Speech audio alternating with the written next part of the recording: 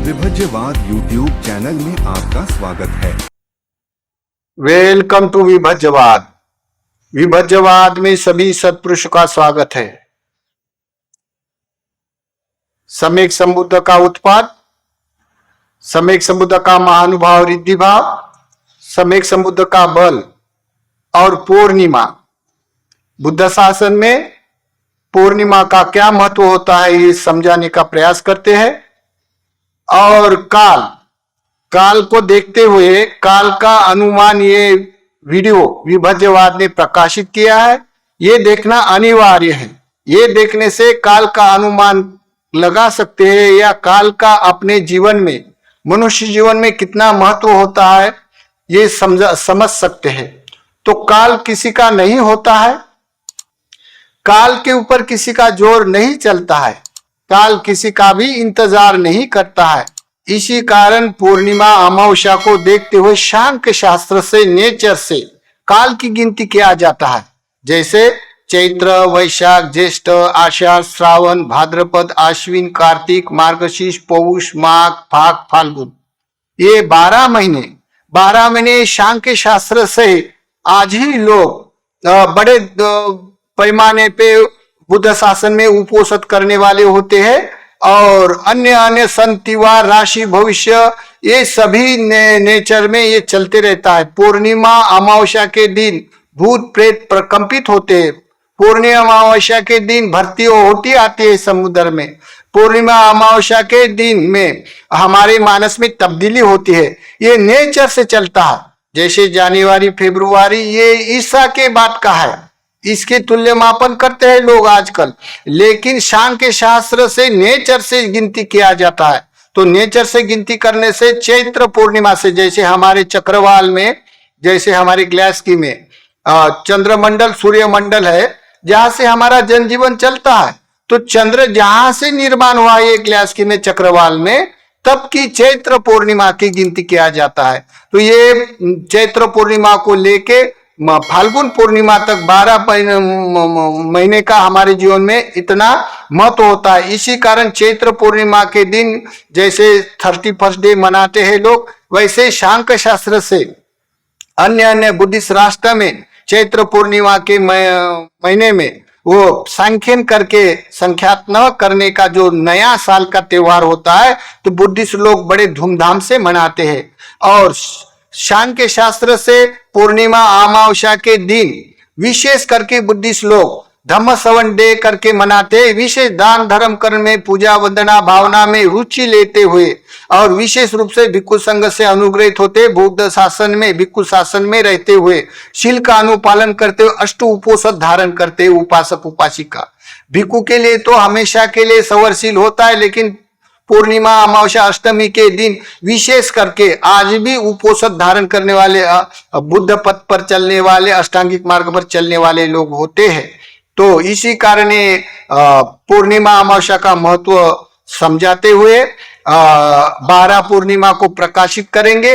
और 12 पूर्णिमा में बुद्ध शासन में कौन से घटना निर्माण हुए हैं, इसका पुण्य भाग क्या क्या हमारे जीवन में, ये समझाते हुए ये वीडियो प्रकाशित करते हैं। तो देखिए ये श्रावण पूर्णिमा है।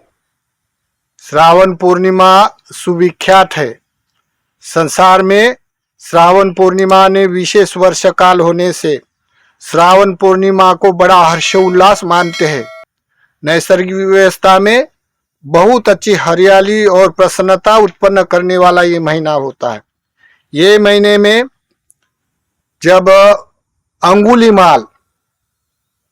अंगुलीमाल जैसा महाखूंखार स्वभाव वाला, जिसने कितने लोगों की हत्या करके अपने गले में माला, अंगुली डालकर अंगुली माला कहलाता था, और ये बड़ा उस समय में प्रसिद्ध गुंडा करके, बड़ा हिंसाखोर करके प्रसिद्ध था। फिर भी उसके कोई ठराविक कर्म होते, क्योंकि इस जन्म में वो अरहंत होने वाला है। अपपर्याय वेदनीय कर्म के कारण, कोई ना कोई कर्म के कारण उसको दंड भोगतना पड़ता हर कोई अरहंतों को ऐसा। तो उस समय तथागत जानते हैं, तथागत अपने दिव्यलोक का चौथे प्रहर में अवलोकन करते हैं, तब जानते हैं कौन आज धर्म में प्रतिष्ठित होगा, तब तथागत ने जान लिया कि अंगुलीमाल आज धम्म में प्रतिष्ठित होने वाला है। सब तथागत उस रास्ते में जाते हैं।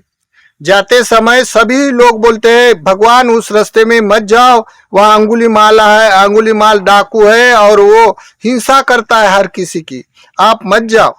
तथागत जानते हैं। फिर वो चले गए तथागत जाते जाते तथागत ने अपना महानुभाव रिद्धि भाव प्रकाशित किया। तब वो अंगुलीमाल उनके पीछे दौड़ने लग गया मारने के लिए। तब तथागत अपने रिद्धि भाव से वो सामने जा रहा है और वो अंगुलीमाल पीछे दौड़ रहा। ऐसा दौड़ते दौड़ते अंगुलीमाल थक गया। तथागत सामने दिखते हैं। फिर भी तक बोलता है अंगुलीमाल, अरे महानुभाव रुक जाओ, मैंने अभी तक इतना दौड़ते हुए नहीं देखा है। अभी तक मैं इतना दौड़ा और कोई नहीं मिला, ऐसा कभी नहीं हुआ है। आप कौन है, रुक जाओ। तब तथागत बोलते हैं अंगुलीमाल, मैं कब से रुका हूं, आप ही दौड़ते हैं। कितने जन्मों में दौड़ेंगे आप लोग। ये दौड़ने वाला न जाने संसार उत्पन्न होके वो मरने के कतार पर ही चलते रहता है। तू ही दौड़ रहा है संसार में। ऐसे बोलते हुए उसको झट से धम्म संवेगन हुआ। और धम्म संवेगन होने से उस दिन उसकी माँ की भी हत्या होने वाली थी उनके साथ से। वो भी तथागत ने जानकर उसके वो दोष से निर्दोष कर दिया उनको। और अब यही भी बोलते हुए उनके आंख के ऊपर चिवर आ गया। तो यही श्रावण पूर्णिमा थी। तब भी वो श्रावण पूर्णिमा के दिन, और श्रावण पूर्णिमा में वहां संगायन हुआ था। जो पहला सप्तपर्णी गुहा में जो संगायन हुआ था, तो पूर्णिमा के ये श्रावण पूर्णिमा के दिन प्रारंभ हुआ था संगीति के लिए।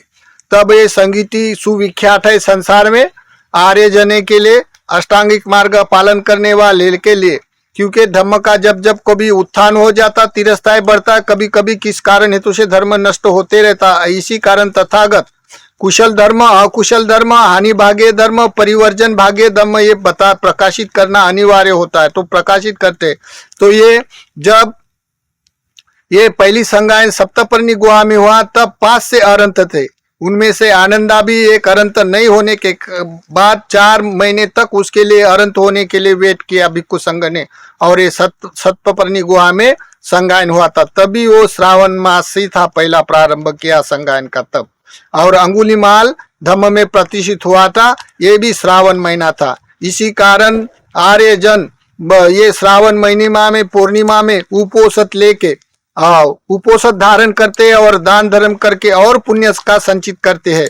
तो ये श्रावण पूर्णिमा है।